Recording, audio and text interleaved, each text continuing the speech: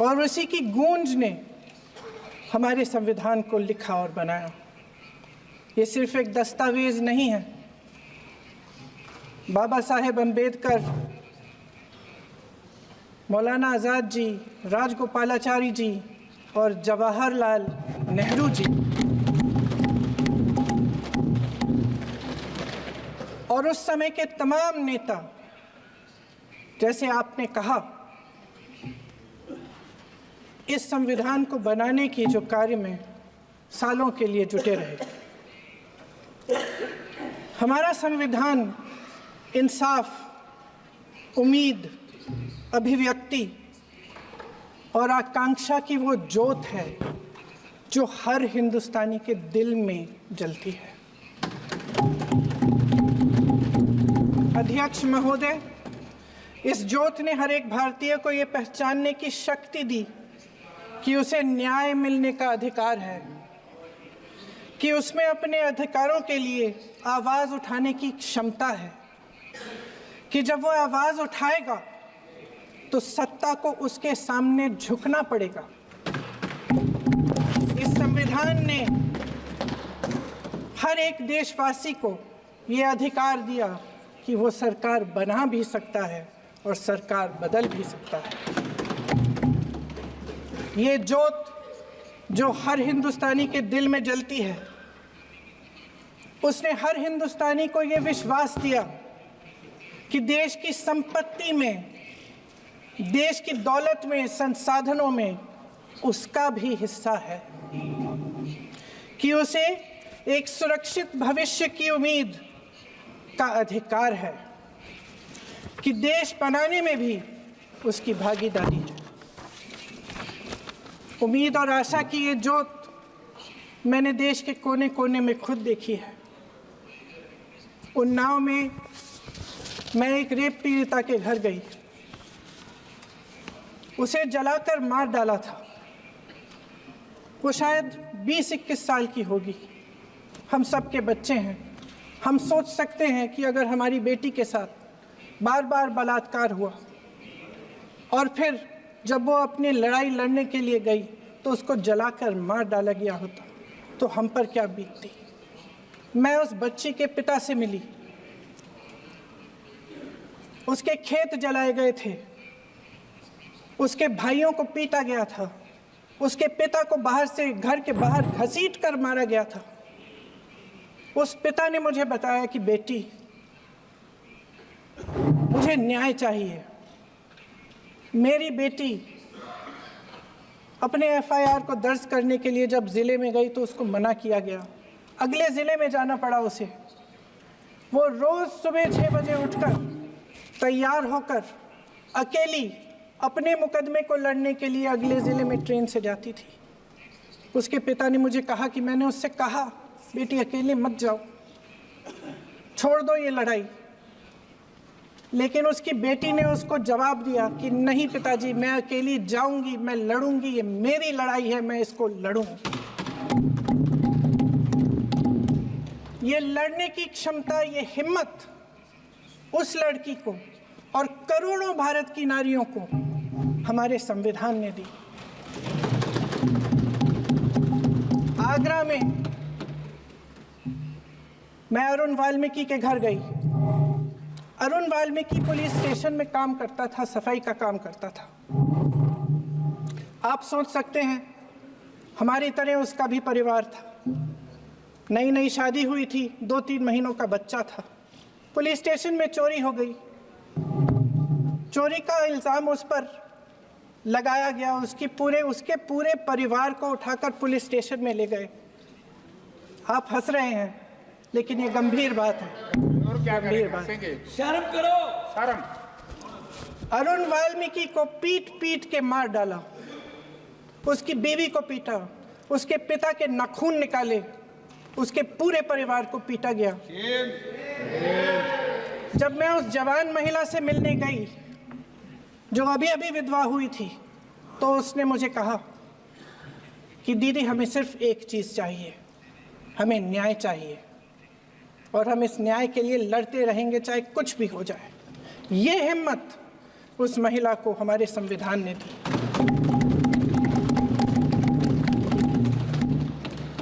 संभल के कुछ लोग आए थे हमसे मिलने जो मृतकों के परिवार के सदस्य थे। उसमें 2 बच्चे थे, अदनान और उज़ैर। आप सुनिए। उसमें 2 बच्चे थे, अदनान और उज़ैर। एक बच्चा मेरे बच्चे की उम्र का है, दूसरा उससे छोटा 17 साल का है। दर्जी के बेटे थे। दर्जी का एक ही सपना था कि वो अपने बेटों को पढ़ाएगा लिखाएगा, एक बेटा डॉक्टर बनेगा, एक बेटा भी सफल होगा दूसरा बेटा भी अपने जीवन में सफल होगा। उनके पिताजी हर रोज उनको स्कूल छोड़ते थे। उस दिन भी स्कूल छोड़ने के बाद अपनी दुकान में चले गए। उन्हें पता नहीं था कि विवाद हो रहा है। उन्होंने भीड़ देखी, घर आने की कोशिश की तो पुलिस ने गोली से मार डाला। वो 17 साल का बच्चा अदनान मुझसे कहता है, वो 17 साल का बच्चा अदनान मुझसे कहता है कि मैं बड़ा होकर डॉक्टर बन के दिखाऊंगा, मैं अपने पिता का सपना साकार करूंगा। ये सपना, ये आशा उसके दिल में हमारे संविधान ने डाली। अध्यक्ष महोदय, हमारे देश के करोड़ों देशवासियों के संघर्ष में, अपने अधिकारों की पहचान में, इनकी कठिन से कठिन परिस्थितियों से लड़ने की अपार हिम्मत में और देश से न्याय की अपेक्षा में हमारे संविधान की ज्योत जल रही है। मैंने हमारे संविधान की ज्योत को जलते हुए देखा है और इसके साथ साथ ये भी समझा है कि हमारा संविधान एक सुरक्षा कवच है, एक ऐसा सुरक्षा कवच है जो देशवासियों को सुरक्षित रखता है, न्याय का कवच है, एकता का कवच है और अभिव्यक्ति की आज़ादी का कवच है। दुख की बात यह है कि मेरे सत्ता पक्ष के साथी जो बहुत बड़ी बड़ी बातें करते हैं, इन्होंने इन 10 सालों में ये सुरक्षा कवच, सत्ता पक्ष के मेरे साथियों ने ये सुरक्षा कवच तोड़ने का पूरा प्रयास किया है। संविधान में सामाजिक, आर्थिक और राजनीतिक न्याय का वादा है। ये वादा एक सुरक्षा कवच है जिसको तोड़ने का काम शुरू हो चुका है। लैटरल एंट्री और निजीकरण के जरिए ये सरकार आरक्षण को कमजोर करने का काम कर रही है। अगर लोकसभा में ये नतीजे नहीं आए होते तो ये संविधान बदलने का काम भी शुरू कर लेते। सच्चाई ये है अध्यक्ष महोदय कि आज संविधान बार बार इसलिए कह रहे हैं क्योंकि इस चुनाव में इनको पता चल गया कि इस देश की जनता ही इस संविधान को सुरक्षित रखेगी, कि इस चुनाव में हारते हारते जीतने से इन्हें एहसास हुआ कि ये संविधान बदलने की बात इस देश में नहीं चलेगी। आज जनता की मांग है कि जाति जनगणना हो।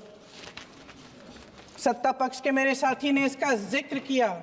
ये जिक्र भी आज इसलिए हो रहा है क्योंकि चुनाव में ये नतीजे आए। ये जाति जनगणना इसलिए जरूरी है ताकि हमें पता चले कि किसकी क्या स्थिति है और नीतियां उस हिसाब से बने। इनकी गंभीरता का प्रमाण ये है कि जब चुनाव में पूरे विपक्ष ने जोरदार आवाज उठाई कि ये जाति जनगणना होनी चाहिए, तो इनका जवाब देखिए। इनका जवाब भैंस चुरा लेंगे, मंगलसूत्र चुरा लेंगे, इनका ये जवाब था। ये गंभीरता है इनकी जाति जनगणना पर।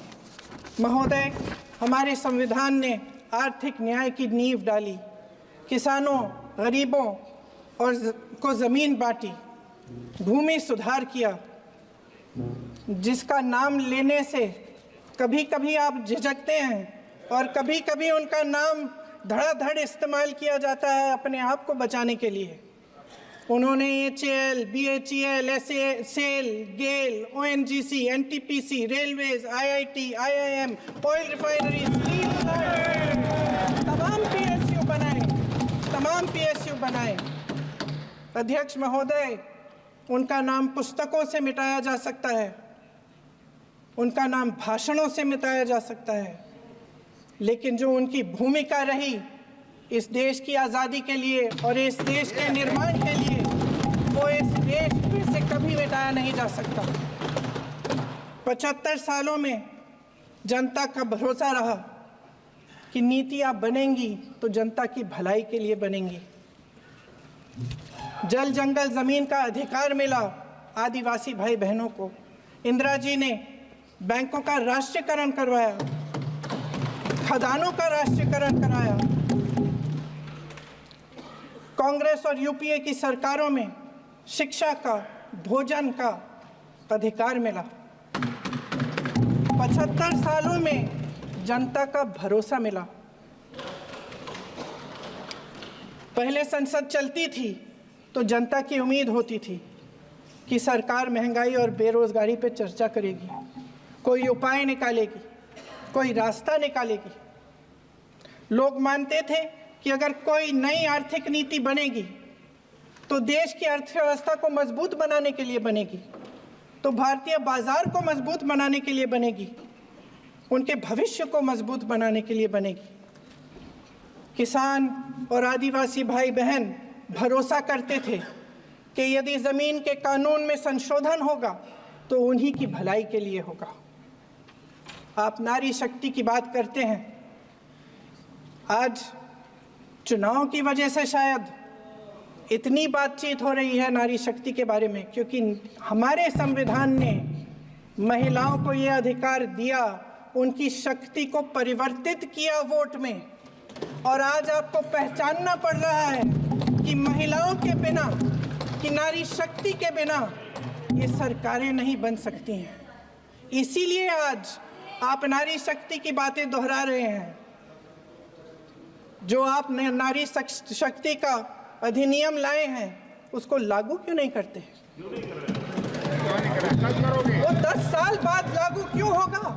क्या आज की नारी 10 साल इंतजार करेगी उसके लागू करने के लिए? क्या बात है, क्या बात है।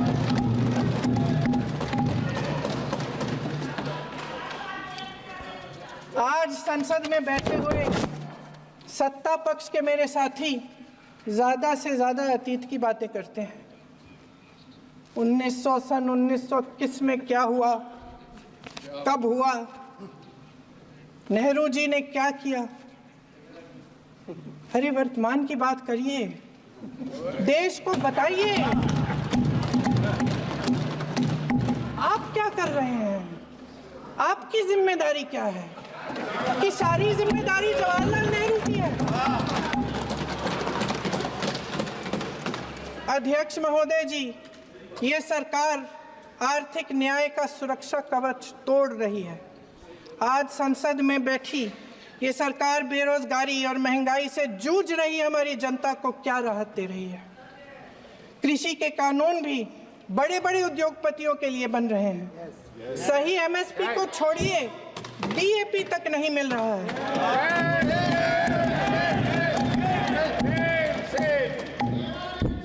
वायनाड से लेकर ललितपुर तक इस देश का किसान रो रहा है। आपदा आती है तो उसको कोई राहत नहीं मिलती। भगवान भरोसे है आज इस देश का किसान, उसको छोड़ दिया गया है। आज हिमाचल में देखिए, जितने भी कानून बने हैं वो सब बड़े बड़े उद्योगपतियों के लिए बन रहे हैं। हिमाचल में जो सेब उगता था उसके जो छोटे छोटे किसान हैं वह रो रहे हैं, क्योंकि एक व्यक्ति के लिए सब कुछ बदला जा रहा है। सुनने की हिम्मत रखो।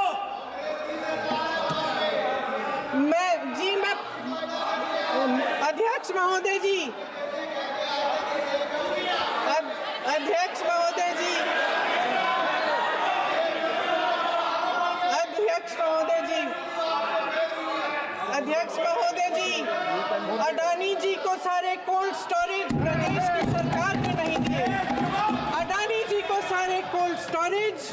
आपकी सरकार ने दिए हैं। देश देख रहा है,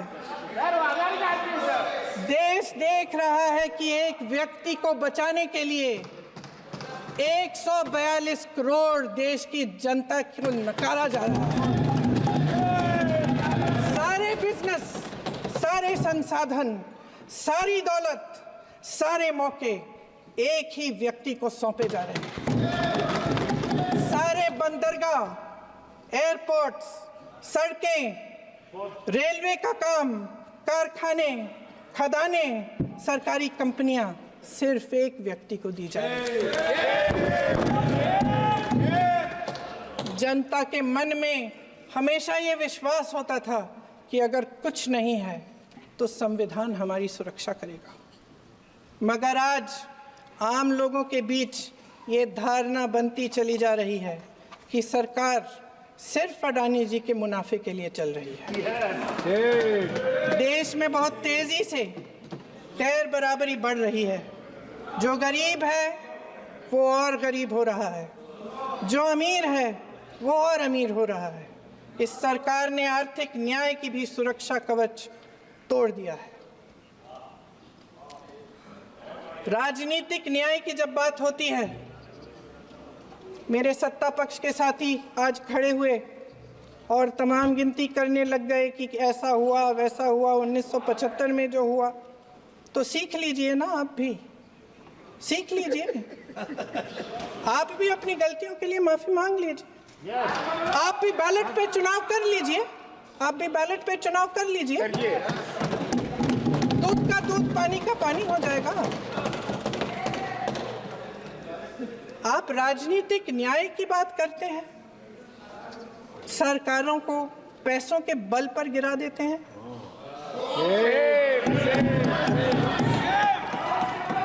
मेरा आग्रह है कि अपन संविधान में सकारात्मक बोले।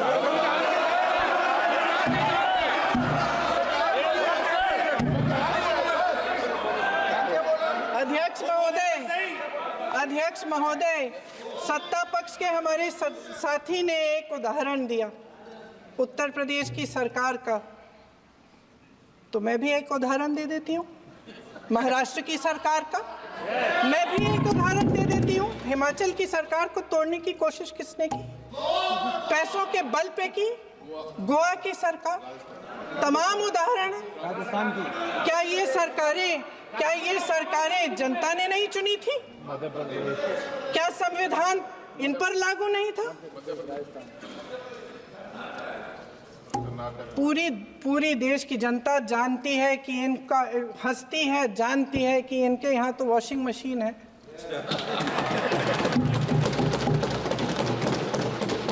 तो यहाँ से वहाँ जाता है, वो धुल जाता है। इस तरफ दाग, उस तरफ स्वच्छता। और मेरे कई ऐसे साथी हैं जो इस तरफ होते थे उस तरफ चले गए, मुझे दिख भी रहे हैं, वॉशिंग मशीन में शायद धुल गए हैं। अध्यक्ष महोदय, जहां भाईचारा और अपनापन होता था, जहां हमारे संविधान ने एकता का सुरक्षा कवच दिया था, वहां शक और घृणा के बीज बोए जा रहे हैं। एकता का सुरक्षा कवच तोड़ा जा रहा है। प्रधानमंत्री जी यहाँ सदन में संविधान की किताब को यूं माथे से लगाते हैं, लेकिन संभल में, हाथरस में, मणिपुर में जब न्याय की गुहार आती है, उठती है, तो उनके माथे पे शिकन तक नहीं आता।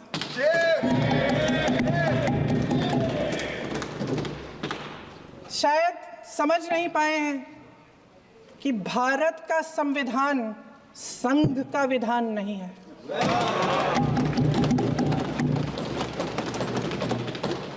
भारत के संविधान ने हमें एकता दी, हमें आपसी प्रेम दिया। उस मोहब्बत की दुकान जिस पर आपको हंसी आती है, उसके साथ करोड़ों देशवासी चले। करोड़ों देशवासियों के दिल में एक दूसरे के लिए प्रेम है, घृणा नहीं है। इनकी जो विभाजनकारी नीतियां हैं, उसका नतीजा हम रोज देखते हैं। राजनीतिक फायदे के लिए संविधान को छोड़िए, देश की एकता को भी ये रख नहीं सकते, इसकी सुरक्षा नहीं कर सकते। हमने संभल में देखा, मणिपुर में देखा। दरअसल इनका कहना है कि अलग अलग इस देश के अलग अलग हिस्से हैं, कैमरा लेकिन हमारा संविधान कहता है कि ये देश एक है और ये देश एक रहेगा। जहां खुला विवाद होता था, अभिव्यक्ति का सुरक्षा कवच होता था, इन्होंने भय का माहौल पैदा किया है। सत्ता पक्ष के मेरे साथी अक्सर 75 सालों की बात करते हैं, लेकिन इन 75 सालों में ये उम्मीद, आशा, ये अभिव्यक्ति की ज्योति कभी थमी नहीं, कभी बुझी नहीं। इस देश की जनता ने खुलकर आलोचना की, निडर होकर धरने किए, प्रदर्शन किए। जब जब जनता नाराज हुई, तब तब सत्ता को ललकारा, उसे चेतावनी दी, बड़े से बड़े नेताओं को कटघरे में खड़ा किया, उनसे जवाब मांगा, न्याय मांगा। इस देश के छोटे छोटे से नुक्कड़ की दुकानों में, चाय की दुकानों में, इस देश के घरों में, गलियों में, मोहल्लों में, अखबारों में, प्रकाशन घरों में, न्यायपालिकाओं में चर्चा कभी बंद नहीं हुई। लेकिन आज ये माहौल नहीं है। आज जनता को सच बोलने से डराया जाता है, धमकाया जाता है।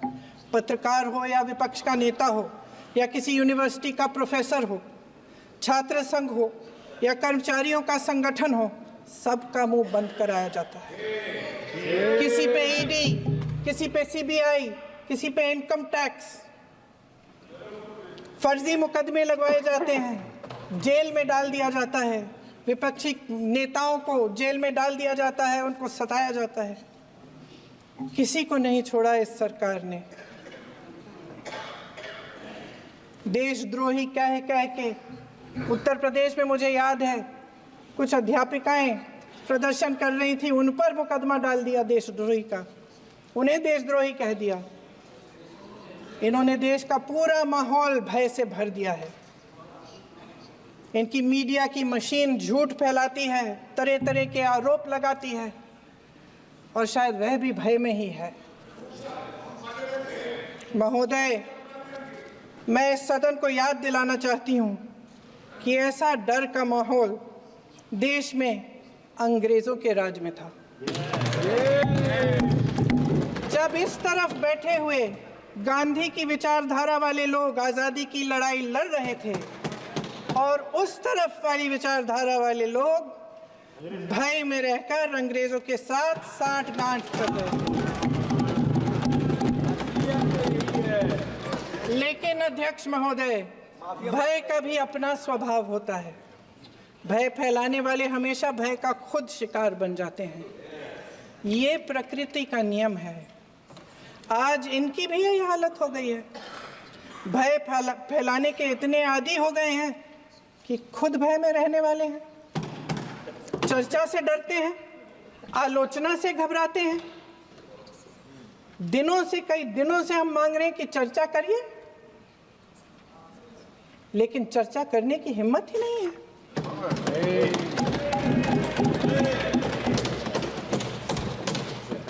एक कहानी होती थी अध्यक्ष महोदय, शायद बचपन में आपने भी सुनी होगी। राजा भेष बदलकर बाजार में आलोचना सुनने जाता था। ये सुनने जाता था कि प्रजा मेरे बारे में क्या कह रही है, मैं सही रास्ते पे चल रहा हूं कि नहीं।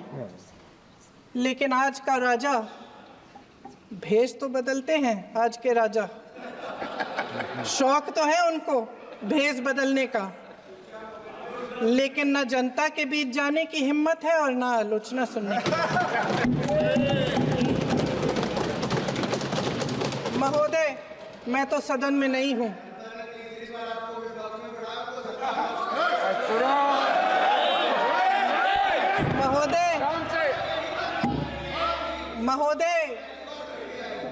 महोदय, जनता में बहुत विवेक है, ये सही है।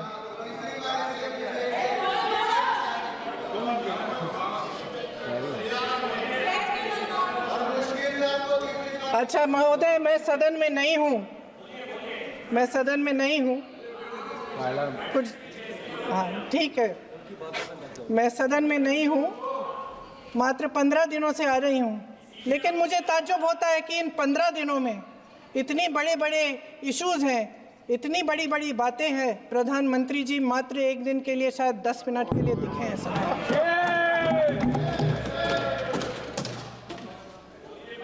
बात यह है अध्यक्ष महोदय जी कि ये देश भय से नहीं, साहस और संघर्ष से बना है। इसको बनाने वाले देश के किसान, जवान, देश के करोड़ों मजदूर और गरीब जनता है। संविधान इनको साहस देता है। मेहनती मिडिल क्लास है और इस देश के जो करोड़ों देशवासी हैं, जो रोजाना भयंकर परिस्थितियों का सामना करते हैं, उनको साहस देता है। वायनाड में जो आपदा आई, उसमें एक छोटा लड़का था 17 साल का। 6 घंटों के लिए उसने अपनी माँ को बचाने की कोशिश की। 6 घंटों के लिए आप सोच सकते हैं कि अगर नदी की धारा बह रही है, नाराज है, आप अपनी माँ को पकड़े हो, 6 घंटों के लिए पकड़े रखते हो कि मेरी माँ बच जाएगी, और अंत में वो माँ भी बह जाती है। उस लड़के का साहस, उन महिलाओं का साहस जो पीड़ित हैं लेकिन फिर भी अपनी लड़ाई लड़ रहे हैं, उन संभल के बच्चों का साहस जिनके पिताजी अभी अभी गुजर गए लेकिन फिर भी उनके सपनों को साकार करने की हिम्मत है, उनका साहस है। वो साहस इस संविधान ने दिया है।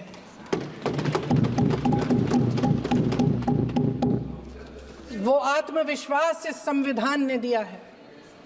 ये देश भय से नहीं चल सकता, ये देश साहस से ही चलेगा। भय की भी सीमा होती है, और जब वो सीमा पार हो जाती है, जब किसी को इतना दबाया जाता है कि उसको लगने लगता है कि अब मेरे पास खोने के लिए कुछ नहीं है, तब उसमें एक ऐसी शक्ति पैदा होती है जिसके सामने कोई कायर खड़ा नहीं हो सकता। ये देश कायरों के हाथों में ज़्यादा देर तक कभी नहीं रहा है। ये देश उठेगा, ये देश लड़ेगा, सत्य मांगेगा, सत्यमेव जयते। जय हिंद।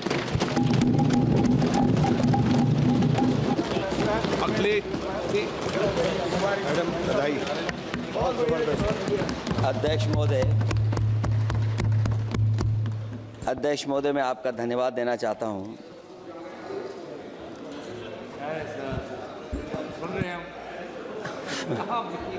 अध्यक्ष महोदय, मैं आपका धन्यवाद देना चाहता हूं। साथ ही साथ इस सदन में जो 75वें वर्ष पर संविधान की बहस शुरू हुई है, जहां सत्ता पक्ष से